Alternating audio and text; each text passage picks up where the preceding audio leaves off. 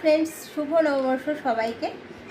আজকে হচ্ছে পহেলা বৈশাখ। তোমাদের সবাইকে জানাই নতুন বাংলা বছরের অনেক অনেক শুভেচ্ছা, অনেক অনেক ভালোবাসা।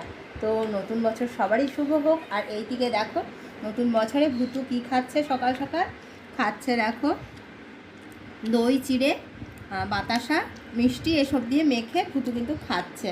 তো যাই হোক, আমরাও খাবো এগুলো। আর তোমরা আজকে কী কী খাও সেটাও কিন্তু আমাদেরকে কমেন্ট করে জানিও। আর আমরা রান্নাবান্না তেমন বিশেষ কিছু না, আজকে আমরা মাছ খাবো, আজকে মাংস খাবো না, যেহেতু আজকে পহেলা বৈশাখ। তো যাই হোক, ভুতু পড়েছে ফ্যাসাদে, ভুতু তো মাছ খায় না।